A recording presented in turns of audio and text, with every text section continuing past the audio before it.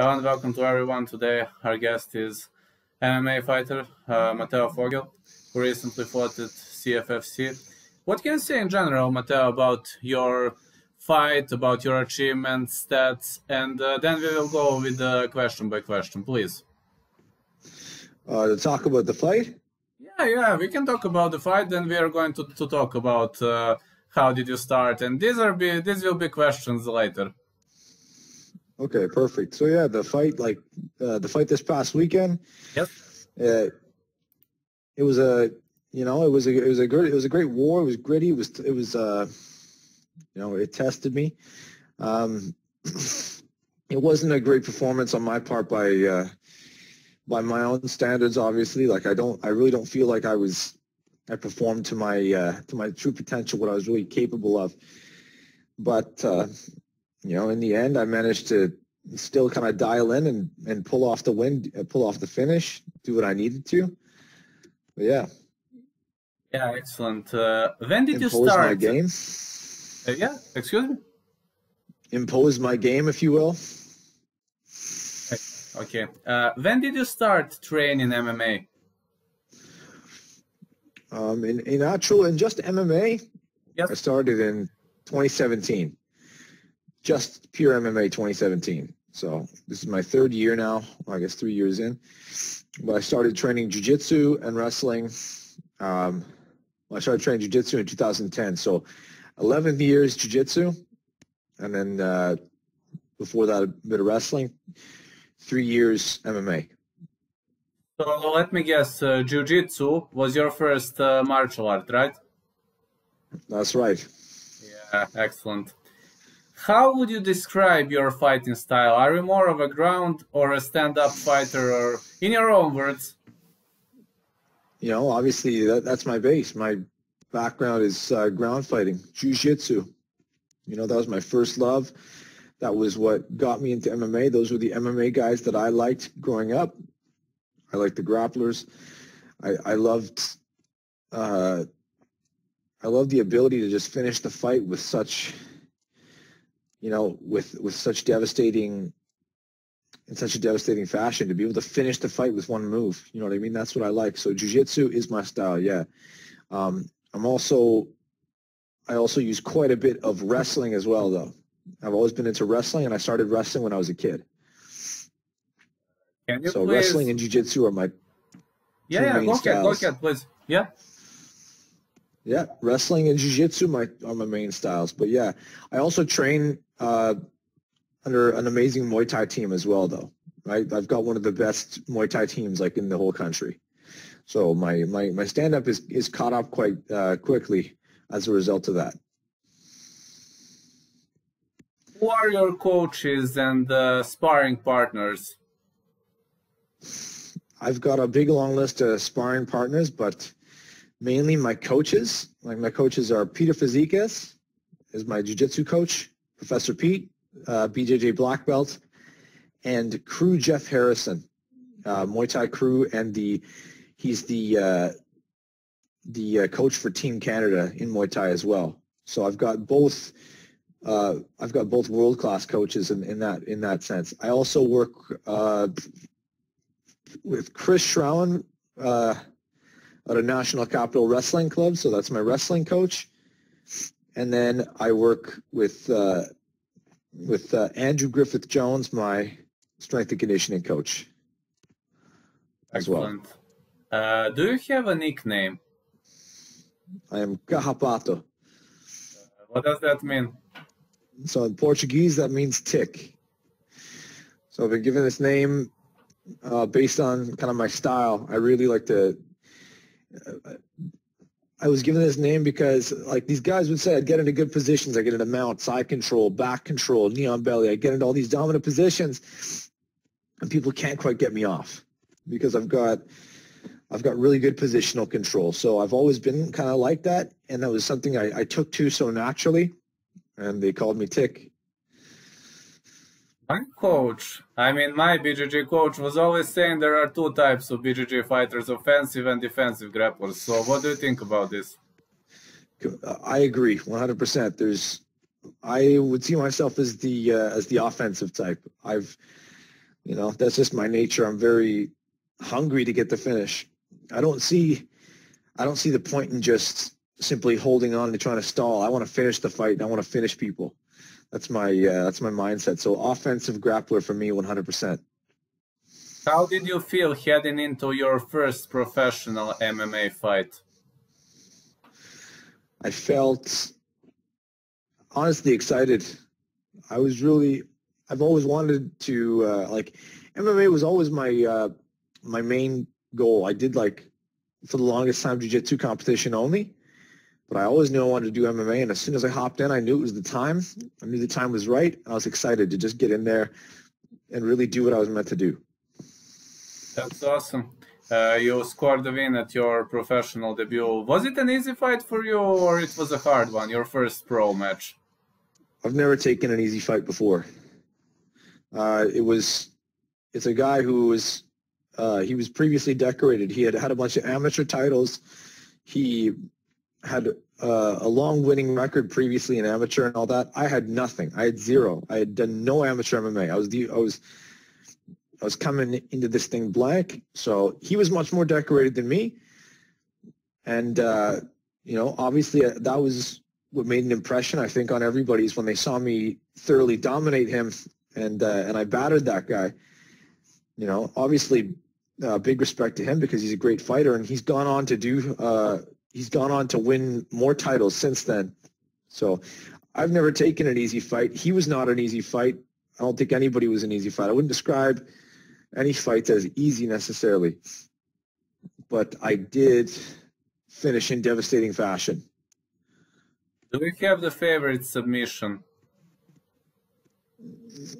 I go through phases.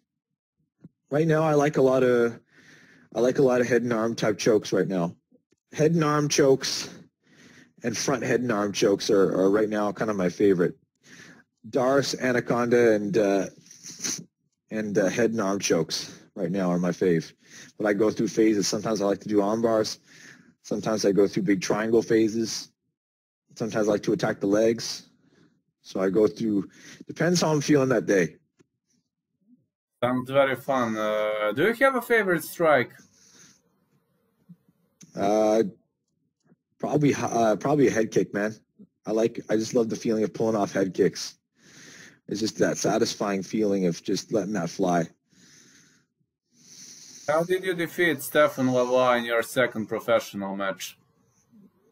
Stephan Lavoie, that guy, he sat in my guard and he put a good little beating on my face. But then, you know, I managed to pull through, managed to get on top of him, managed to pass his guard, take the back, and trap the arm rear naked choke. Yeah, excellent. And against Johnny Baldridge, you just mentioned your way to win, right? Arm triangle. You mentioned it like before, like in a favorite. I love head and arm. I love any head and arm type choke. Those work super well for me. I'm really good at them. I have really long arms, so I can catch people in a lot of those chokes with relative ease. I can catch them from everywhere. People don't know where these chokes are coming from. I can even capture them from defensive positions. I've caught some guys in these chokes from bottom side control even. So I've got a lot of sneaky ways to hit these chokes, and I don't think people are well equipped to deal with my style, and that's why I think people kind of overlook me, or they don't see the threat that they're in. But if somebody wants to come to the ground with me, they're in some serious trouble because I can throw these chokes on from anywhere. That's really excellent, really. About your one and only professional loss, what happened in that fight? Because I watched it, it's kind of an illegal up kick, but what actually happened there? I mean, you were in the cage. Yeah. Well, if you watch the fight leading up to that, Xavier Aloui was in my guard. He was landing strikes on me, but every time he'd land strikes on me, he would kind of come up to his toes and come up onto his feet, and then he'd strike down at me, and that was from my guard. And so he was kind of sprawled back on his legs, but it was his feet on the ground. So if you watch the fight leading up to that, every time he hits me, he pops up to his feet. So in my head, I went for an omoplata. In my head, I felt him ripping out of the submission, which he did. He pulled out of the omoplata. So while I'm kind of falling backwards, all I can picture is him over top of me. And in my head, I think that he's up over top of me. So my instinct was to start to throw up kicks because I felt a big strike was coming. So I started throwing up kicks. Turns out but it turned out he was on his knees still. Okay, and as a result of I threw like a flurry of up kicks. I just went and threw like 4 of them. And they all landed, and he was damaged by them. But it turns out his knee was down. And at this point, I remember like I was shitting. I was like, fuck. I remember just being so frustrated that had happened. And I remember that moment where they told me, like, if he can't continue to fight, then we have to call it a disqualification. And I remember just that sinking feeling I felt from that fight. But that's a learning experience. That was me being, immature and being, I guess, undisciplined and not really assessing the situation properly. I was kind of in a rush, if you will. Yeah, I understand. Yeah. Impulsive, like I've always been. Your next fight, you fought to judges' scorecards or decisions. So how was the feeling? I mean, first time for more than 1-2 rounds. Was it? Were you feeling different or? What do you mean? Well, if you go into round 3, does something change in a fighter's mind? When I head into round 3, I don't think so. I don't know. I think maybe I have to lock in. Obviously, we're feeling more fatigued at that point, but I'm in such good shape already that I don't think it worries me. I think on one hand, I was upset that I couldn't finish the fight, but on the other hand, I was happy to get that chance to dig deep and show everybody, how good of shape I'm in, and really push through and go the distance and be able to attack right to the end. So, both positive and negative from that. But yeah, obviously I would like to get the finish. I don't think I felt too much different or too much of a difference in that late round. It was the same mindset as usual. Let's get the finish. About your CFFC debut, did you have a specific game plan for it, considering CFFC is a very good promotion? Many fighters advance to UFC, to Bellator from CFFC. I mean, I consider it a huge springboard. I did have a game plan. Obviously, we did have a specific game plan. But, sometimes you're not in control of what happens leading up to the fight and around the fight. And I felt, some things happened, and walking out to that fight, maybe I wasn't in the same headspace as normal, but I was able to, zone in, focus, and do what I had to do. I really don't think I performed to my potential, though, quite honestly. I really think that it was a poor performance on my part, but even a poor performance by me proves devastating, right? So even me not at my best is still so hard to deal with that I could pull off the win. You know what I mean? Like, I honestly think if I fought next week, I'd be able to pull off a better performance. I seriously think that it was I had those complications and stuff around. I won't get into that, but it was, the way I was feeling in that fight was a little funny. I've never experienced that before. And, it took me kind of having to really push through and zone in and get that laser beam focus. And once I was focused, I was able to pull off my game. Yeah, excellent. How does one day look like in your life? Like to walk through it? Yeah, one regular day in your life, yeah. Sure. Basically, it depends which day. Let's say it's a Monday, I'll wake up. I know I have MMA practice first practice of the day is at 10 a.m. We get up, we'll have my coffee, my water, we'll eat breakfast, head to the gym. We'll get a good MMA session in. After the MMA session, I'll eat some food. I'll rest. Hit a strength and conditioning session at maybe 4 o'clock, 3 o'clock, something like that. Yeah, we kind of have to schedule it as I go. And then come nighttime, I finish the night off. I'll teach my classes, right? That's my job. I teach at the gym, New Era Combat Sports. So I'll teach all my classes. I'll teach my kids' class, my adult classes. Come the last session of the night, usually we'll make that, it's like jiu-jitsu rolling. So I'll get my rolls in, we'll finish off the night with some grappling and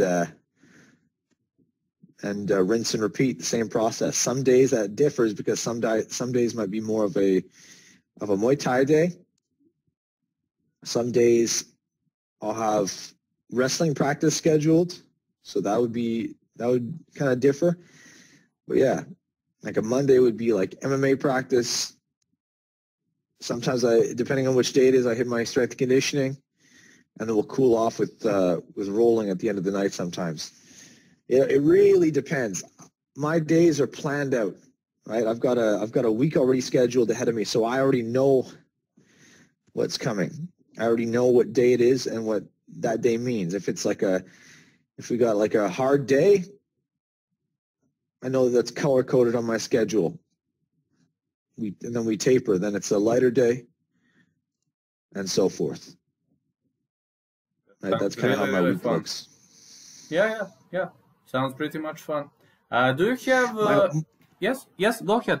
Go. My whole life basically is kind of tailored around my training. I plan around training. I don't plan training around other things. I plan everything else around my training. Right? Training is the one aspect of my life which is kind of like non-negotiable. If people need me at other times, well, then we have to find a time of like around my training schedule. I don't sacrifice nothing for training. I treat it like that. Honestly, that's my job, right? The same as somebody would at their 9 to 5. So ultimately my life on a weekly basis does revolve around my training schedule. Like a true athlete. Brain and the spirit of the true athlete. That's really, really good. Do you have the favorite animal? Favorite animal? Yes.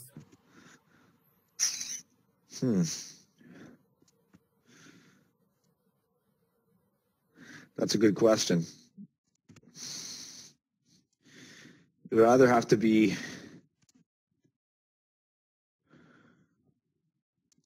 I don't know. I am an animal lover. It's hard to say. I love animals in general. I love nature. I love animals. I love the outdoors. Favorite animal in terms of a pet would be my dog, of course. Yeah, I'm a dog person. I love dogs. I mean, it can be a pet. It can be another animal. It can be a wild animal. I mean, people are different, you know. Yeah, I love dogs. If you're talking to pets, I love dogs. I'm an absolute dog lover. You talk about my favorite animal. It would either be, I don't know, man. I like tigers. I really like tigers. Just the raw explosive power and such a dynamic animal, such a perfect predator. But also, man, I like birds of prey. I like eagles. I love these animals that are like apex predators, eagles, and then of course, I can't forget the shark. You know what I mean? Like you don't get a much better predator than a shark. The most perfect predator is shark, right? That's right. Yeah. What are your plans for the future? I mean, I assume you plan to keep the ball rolling. Do you plan to stay at CFFC for a few more fights, or you have some other ideas in your mind? We'll see what's next. I'm open to anything. I want to stay active, obviously, and I want to dominate this year. You know, I think this fight puts me in good position for for the near future. But yeah, man, I want to stay active this year. I want to fight as many times as I can. This whole year is going to revolve around fighting, like it always does. Right? Fight season, if you will. It's tick season. That sounds better. That sounds very much better, like your nickname. Yes, sir. Would you like to add something to the interview? Would you like to greet someone? Would you like maybe to give a shout out to somebody? I just say, I don't know, shout out to everybody at New Era Combat Sports. Here in Canada, we're having a hard time right now. Our gym just got closed down by the lockdown. So none of us can train at the gym. None of us can use our gym. This has been happening to us often. You know, our government's been shutting us down periodically. This is like the third friggin' lockdown. So everyone at New Era, shout out to you guys. I see everyone's pushing hard on their own. Everyone's training from home. We don't take breaks, man, and we don't let that get in the way. So that's why we're the best team, and we don't let anything stop us. Thank you so much for the interview. I will post it tomorrow. I will send you a link just to create the video. Tomorrow morning, your time, you can expect it. Sounds good, brother. Thank you so much. Thank you, Mateo. Have a great day.